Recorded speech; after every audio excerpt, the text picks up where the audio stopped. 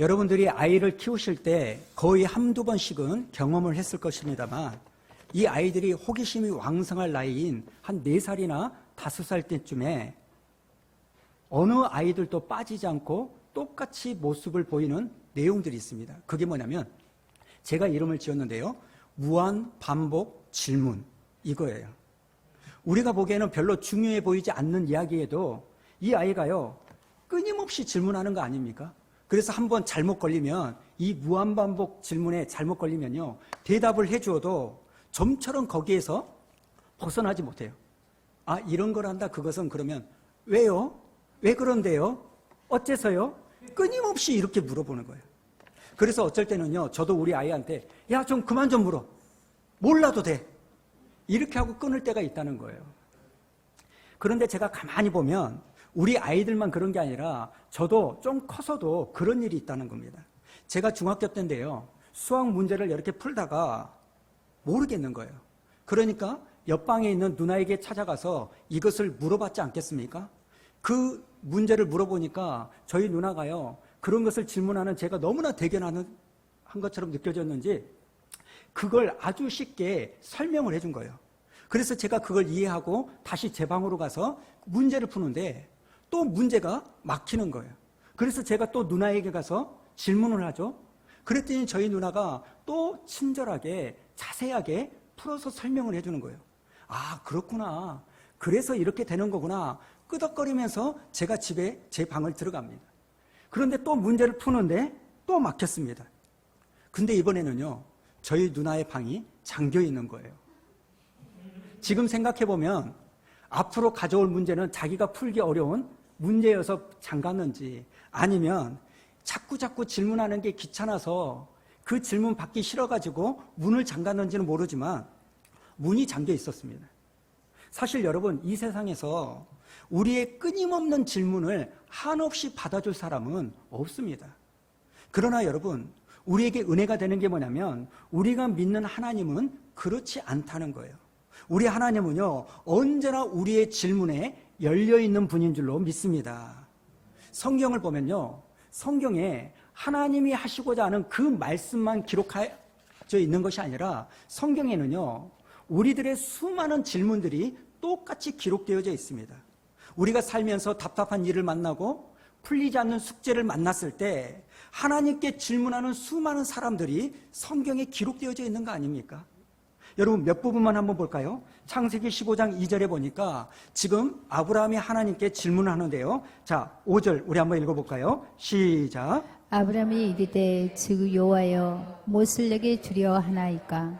나는 자식이 없사오니 나의 상속자는 이 다메섹 사람 엘리에셀이니이다. 여러분 이 말이 뭐냐면 바로 10년 전에 하나님이 아브라함에게 너는 본토 친척 아비집을 떠나 내가 지시한 땅으로 와라. 그러면 내가 너에게 복을 주겠고 땅을 주겠고 네 자식이 하늘의 별보다 더 많은 자녀를 허락하겠다. 이런 약속의 말씀을 받았는데 문제가 뭡니까? 10년이 지난 지금에 보니까 자식이 생긴 것도 아니고 내 몸은 이제 아이를 낳을 만한 신체적 기능을 다 상실해버린 이 모습에 하나님께 원망이 담긴 마음으로 질문을 던지는 거예요.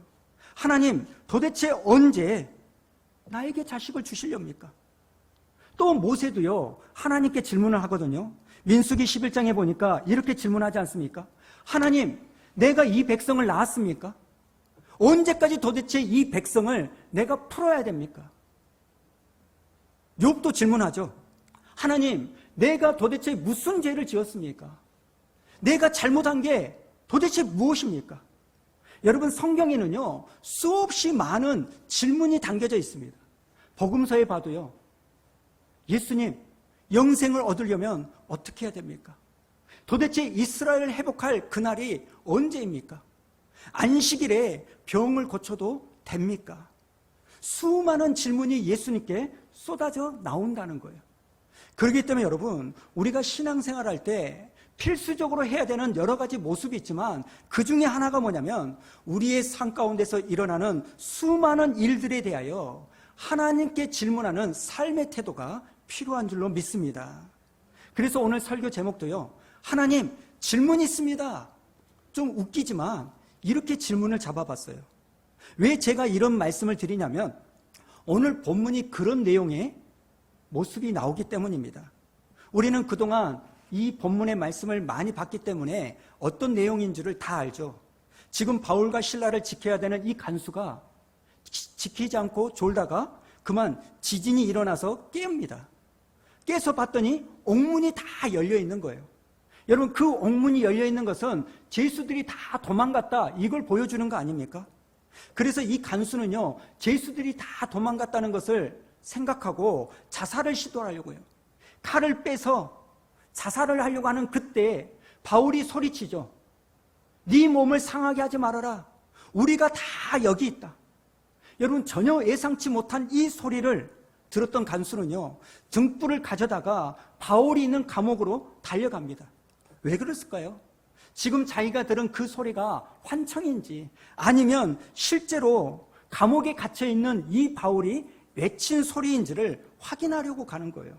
여러분, 이 간수는요, 거기에 가가지고 자기 생각으로는 이해할 수 없는 이 바울과 실라가 도망가지 않고 그대로 앉아있는 이 모습을 보고 그만 무릎을 꿇고 엎드려서 이 바울과 실라에게 이런 질문을 합니다. 자, 30절 우리 한번 읽어보도록 할까요? 30절 시작. 그들을 데리고 나가 이르되 선생들이여 내가 어떻게 하여야 구원을 받으리까 하거늘. 지금 간수가요, 바울과 실라를 데리고 나가서 제일 먼저 질문했던 것이 뭡니까? 선생님, 우리가 어떻게 하여야 구원을 얻을 수 있겠습니까? 여러분, 여기에 나오는 선생님은요, 그 당시 사람들이요, 다른 사람에게 붙일 수 있는 최고의 호칭이에요. 여러분, 한번 생각해 보십시오. 이 상황을 경험한 간수가 내가 되었다 한번 생각하고 그 장면을 상상해 보세요. 내가 지금 간수인데 내 상급자로부터 바울과 실라를 철저하게 지키라는 명령을 받습니다. 근데 그날 밤에 그 명령을 지키지 않고 졸다가요, 지진을 만나는 거예요. 지진에서 깼더니 옥문이 다 열려 있는 거예요. 이건 뭐 100% 다 도망갔다, 이걸 의미하는 거 아닙니까? 그렇다면 그때 내가 할 수 있는 선택은 딱 하나예요. 자살하는 거예요. 왜냐하면 죄수를 놓친 간수는요, 혹독한 고문을 받다가 결국에는 죽는다는 것을 알기 때문에 차라리 그럴 거면 내가 고문당하지 않고 죽는 게, 자살하는 게 낫겠다, 이런 마음으로 칼을 빼서 죽으려는 그 순간에 저 멀리서 네 몸 상하지 말아라, 우리 도망가지 않았다, 이 소리를 듣는 거예요. 여러분, 이것은 도저히 이해할 수 없는 일입니다. 도망갔어야 되는 이 바울과 실라가요, 도망가지 않고 그 자리에 다 있는 거예요. 그 모습을 보고 아, 나는 이제 더 이상 죽지 않아도 되는구나, 이런 안도감에 긴장이 풀려가지고요, 그만 그 자리에 철푸덕 주저앉습니다. 여러분, 결과적으로 내 생명의 은인이 된 이 바울과 실라를요, 저는요, 선생님 이렇게 부른 거예요. 여러분이 만약에 간수였다면 여러분, 그 감옥에 있던 이 바울에게 여러분은 무슨 말을 제일 먼저 했을까요? 제가 이걸 가만히 생각해 보니까요, 제가 만약에 그 간수라면 결과적으로 내가 자살하지 않도록 살려준 생명의 은인이니까 저는 바울과 실라에게요, 무조건 감사합니다, 고맙습니다, 심하면 울면서 나 죽지 않게 만들어줘서 너무너무 고맙습니다, 이런 이야기를 했을 것 같아요. 또 궁금한 마음이 들어가지고, 아니 옥문이 다 열려지고 발에 착고가 풀렸는데 어떻게 도망가지 않고 이 자리에 그대로 있을 수 있습니까? 이런 궁금증에 대해서 질문을 던졌을 수 있습니다. 또 한편으로는 너무나 미안한 마음에 제가 낮에 감옥에 가두고 발에 착고를 채울 때 좀 심하게 한 것은 제 뜻이 아니라 제2의 상급자가 그렇게 시켜서 한 것이니까 너무 마음에 두지 않았으면 좋겠습니다, 이런 사과를 했을지 모르겠습니다. 여러분들도 그러지 않겠습니까? 그런데 오늘 말씀해 보니까요, 지금 바울과 실라는 우리의 모습과 같은 내용으로 질문하지 않습니다. 어떤 질문을 합니까? 내가 어떻게 하여야 구원을 받을 수 있습니까? 이런 질문을 하는 거예요. 여러분, 지금 간수는요, 어떤 질문을 하는 겁니까? 바로 구원에 관한 질문을 하는 거예요. 지금 간수는요, 이렇게 자기 구원에 관한 질문을 했기 때문에 자기뿐만 아니라 나중에 오고 오는 모든 사람들에게 답이 되는 주 예수를 믿으라. 그리하면 너와 내 집이 구원을 받으리라는 이 답을 얻게 되었고, 자기 가족들도 하나님의 자녀가 되는 복을 누릴 수가 있었다는 겁니다. 여러분, 이 간수가 이렇게 질문한 이 내용의 의미가 뭘까요? 그것은요, 평상시에 이 간수가 구원에 대한 고민을 하고 있었다는 것을 의미합니다. 왜 그러냐면, 여러분, 우리 인간은요, 평상시에 가지고 있는 생각이나 가치관, 그것이요, 위기에 만났을 때 자동적으로 나오게 되어 있습니다. 여러분, 우리가 어려움을 만날 때요, 내가 누구를 찾느냐, 내가 어떤 말을 하느냐가요, 내가 평소에 의지하고 있고 말하고 있는 모습이라는 거예요. 제가 사람들을 가만히 보면요, 고난당해서 모든 사람들이 하나님을 찾는 게 아닙니다. 간혹 가다가 남편이 아무리 믿지 않으니까 이런 기도한다는 분들이 있어요. 하나님, 속상하니까요, 차라리 아프게 해가지고 하나님을 찾게 해주세요. 얼마나 답답하면 그런 이야기 하겠습니까? 그러나 여러분들은 그런 기도하지 마시기 바랍니다. 왜 그런지 아십니까? 아프다고 해서 하나님을 찾는 것이 아니에요. 거의 모든 사람들은요, 아파도요, 문제가 생겨도요, 하나님을 찾기보다는 평상시에 내가 의지하고 내가 생각하는 그 대상에 나가는 거예요. 여러분 한번 생각해 보세요. 여러분에게 풀기 어려운 숙제와 문제가 생겼을 때 제일 먼저 떠오르는 대상이 누굽니까? 하나님입니까? 아닐걸요? 누군가? 누구에게 상의할까? 누구에게 물어볼까? 누구하고 이야기해 볼까? 그 사람이, 그 대상이 평상시에 내가 의지하는 대상이라는 거예요. 여러분, 왜 제가 이런 말씀을 드리냐면요, 만약에 이 간수가 평상시에 내가 어떻게 하면 구원을 받을 수 있을까? 죽음 이후에 또 다른 세계가 있을 것인데 그 세계에서는 나는 어떻게 살 수 있을까? 이런 질문을 마음속에 평소에 하지 않고 있었다면, 여러분, 그날 밤에 그런 충격적인 사건이 있었을 때 바울과 실라와 이야기를 할 때요, 이 간수는요, 구원하고는 무관한 이야기를 했을 거고, 그러면 그 간수는요, 구원의 기회를 놓치고 말았을 겁니다. 그렇기 때문에 오늘 말씀이 우리에게 주는 교훈이 뭔지 아십니까? 여러분, 질문하는 사람만이 그 질문에 대한 답을 얻을 수 있다는 겁니다. 지금 하나님께서는요, 내가 무엇을 하여야 구원을 받을 수 있겠습니까? 라는 이 질문에 대한 답을 해주시기 위해서 저 멀리 있는 바울을요, 이 바다를 건너 빌립보까지 오게 만든 거 아닙니까? 사실 오늘 본문에 답을 해줬던 이 바울이요, 끊임없이 하나님 앞에 질문을 했던 사람입니다. 우리가 잘 아는 것처럼 이 바울은요, 원래 사울이라는 이름을 가지고 있었고 예수 믿는 사람을 핍박하고 교회를 박해하던 사람이에요. 그의 열심이 얼마나 특심이었냐면 200km가 넘는 저 먼 다메섹까지 온정을 가가지고 예수 믿는 사람을 잡아오려고 할 정도의 그 열심을 가지고 있었어요. 그런데 그 다메섹을 가는 도중에 이 바울이요, 하늘에서 울리는 소리를 듣지 않습니까? 자, 사도행전 9장 4절을 볼까요? 어떤 소리를 듣습니까? 사울아 사울아, 네가 어찌하여 나를 박해하느냐. 여러분, 그런 엄청난 하늘의 소리에 이 바울이요, 그만 꼬그라집니다. 너무너무 두려웁니다. 그러나 그 두려움 가운데서도 바울이 입을 열어가지고요, 질문을 하는데요, 5절을 볼까요? 뭐라고 질문합니까? 주여, 누구십니까? 그러자 이 바울의 질문에 예수님이요, 대답을 해주시는데 뭐라고 대답을 해주십니까? 나는 네가 박해하는 예수다. 여러분, 지금 바울은요, 이 예수님의 답변을 통하여 굉장히 중요한 두 가지 사실을 깨닫습니다. 하나가 뭔지 아십니까? 자기가 박해하던 그리스도인들이 증언한 것처럼 예수가 십자가에 죽었는데 죽는 것으로 끝나는 게 아니라 다시 부활하셨구나, 이걸 깨닫고요, 또 다른 하나가 뭔지 아십니까? 예수 믿는 사람을 박해하는 것은 바로 예수님을 핍박하는 것과 똑같구나, 이걸 아는 거예요. 여러분, 사실 바울은요, 그때까지 예수 믿는 사람들을 핍박했을 뿐이지 한 번도 본 적 없는 예수님을 핍박하지 않았습니다. 그러나 예수님께서 자기에게 나는 네가 박해하는 예수다, 이 답을 통하여 뭘 깨닫습니까? 예수님은 핍박받는 그리스도인들과 자기를 동일시하구나, 이걸 깨닫는 거예요. 여러분, 이것은요, 바울이 그 다메섹 도상에서 예수님께 주님, 당신은 누구십니까? 라는 이 질문을 던지지 않았으면 듣지 못할 답인 거예요. 사실 바울은요, 이 신앙에 대한 끊임없는 질문을 통하여 그의 믿음이 성숙했어요. 이렇게 예수를 믿게 되었는데요, 예수 믿고 나서 좋은 것도 있지만 너무너무 자기 안에 괴로움이 있어요.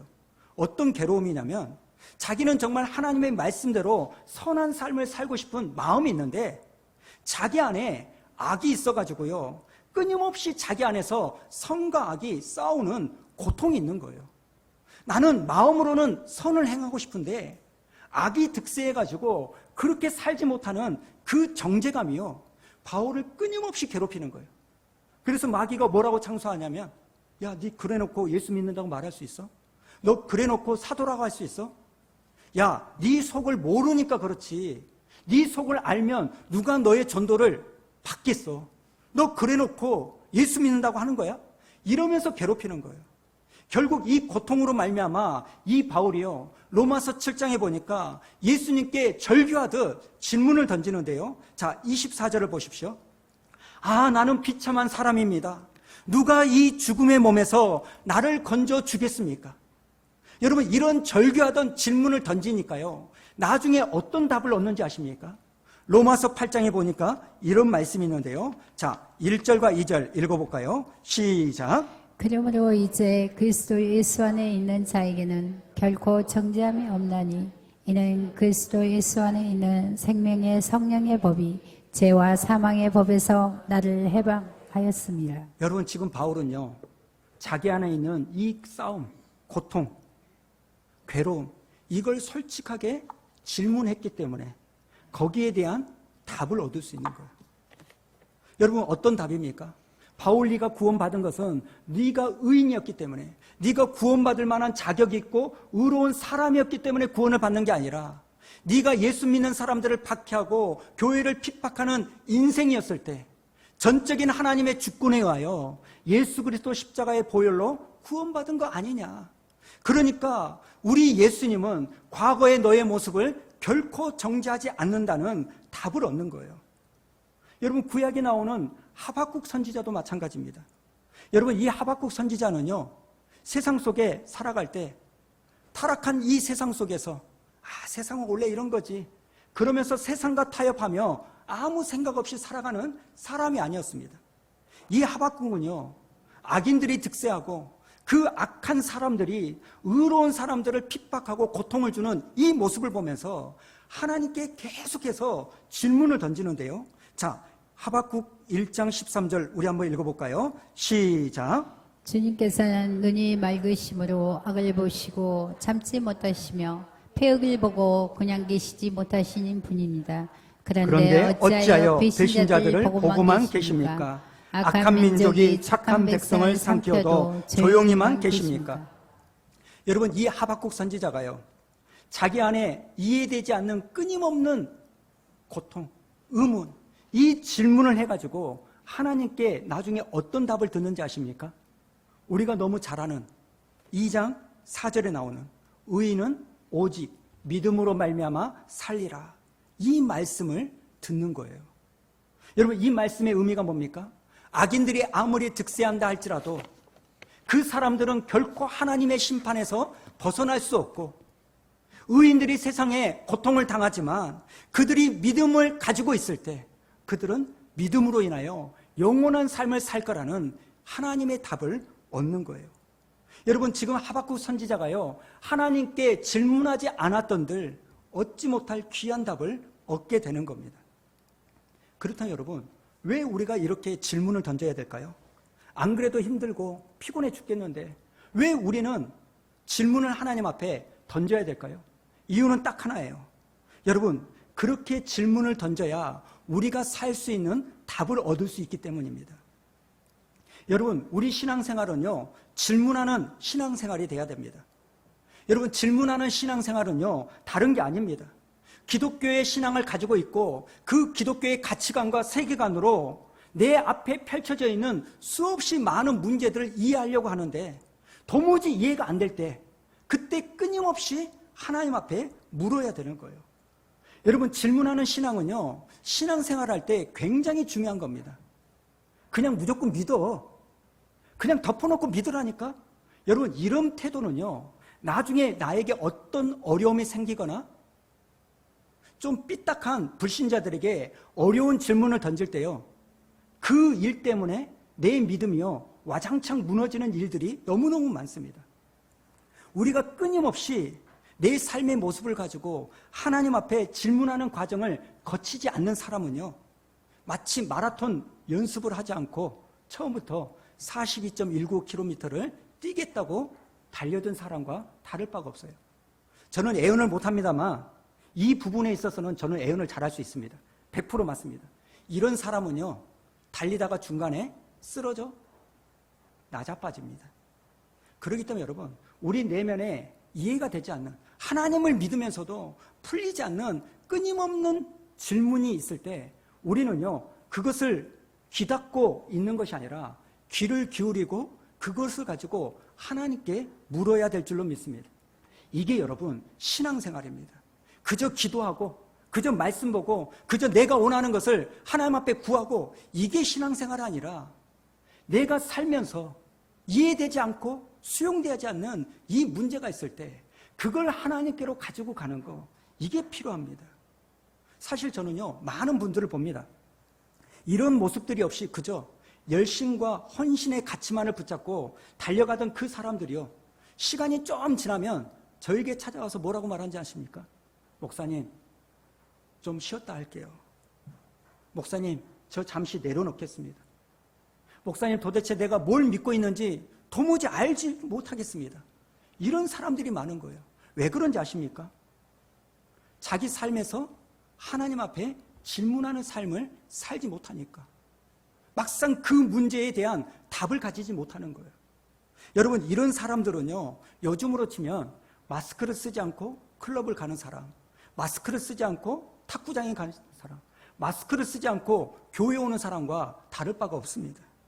그러니까 여러분, 질문하셔야 돼요. 여러분, 하나님께 질문한 아브라함, 모세, 욥을 보십시오. 하나님께 질문한 사람들은요, 반드시 그 질문에 대한 답을 얻게 되고요, 그 질문과 답이 결과적으로 그 인생을 붙잡아주는 힘이 된다는 사실입니다. 이런 맥락에서요, 지금 코로나19로 말미암아 한국 교회에 질문이 생겼죠. 코로나19가요, 우리에게 많은 어려움과 고통을 줬지만 또 한편으로는 한국 교회에 유익을 줬는데 그게 뭔지 아십니까? 우리로 하여금 질문을 깨우는 마음을 갖게 한 거예요. 이게 무슨 말이냐면, 그동안에 우리는요, 주일이면 당연히 교회 와서 모여가지고 예배를 드리는 것을 당연하다고 생각했어요. 그런데 지금은요, 온라인과 병행해서 예배를 드립니다. 그래서 우리에게 어떤 질문이 생깁니까? 이런 모습으로 온라인으로 예배를 드려도 되는가? 예배의 본질에 대한 질문을 하기 시작합니다. 심지어 어떤 교회는요, 온라인으로 성만찬까지 이렇게 나누는 그런 교회를 보는 거예요. 도대체 어디까지, 어느 부분까지 허용을 해야 될까? 이런 질문이요, 우리한테 생기기 시작하는 거예요. 지금은요, 여러분, 성경 공부나 소그룹 모임, 교회학교, 신방, 장례, 이거에 대한 모습들도요, 많이 달라집니다. 그래서 제가 오늘 말씀을 곰곰이 묵상해 보니까요, 이런 모습들은 어쩌면 성경에 나오는 수많은 사람들처럼 우리로 하여금 하나님께 질문하도록 하기 위한 하나님의 방법은 아닐까, 그런 생각을 해본다는 겁니다. 사랑하는 성도 여러분, 우리 하나님은 오늘도 지금도 여러분에게 질문받기를 원하신 줄로 믿습니다.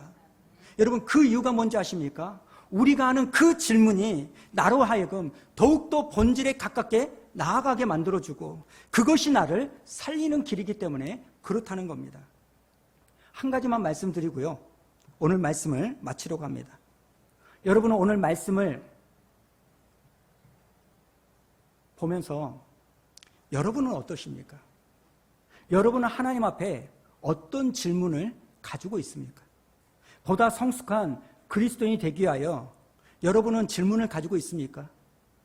나는 지금 하나님 앞에 바른 그리스도인으로 살고 있는가? 여러분, 신앙생활 하면서 한 번이라도 이런 질문을 해본 적이 없다면 안타깝지만 여러분은요, 하나님과 아무런 상관없는 삶의 모습을 가지고 있는지도 모릅니다. 나는 하나님을 믿는 사람으로서 내 자식을 하나님 앞에서 믿음으로 바르게 키우고 있는가? 이런 질문을 해본 적이 없는 사람이라면 그 부모는요, 하나님을 믿지 않는 세상의 부모와 다를 바가 없습니다. 나는 네 부모를 공경하라. 제5계명에 나오는 믿음의 자식인가?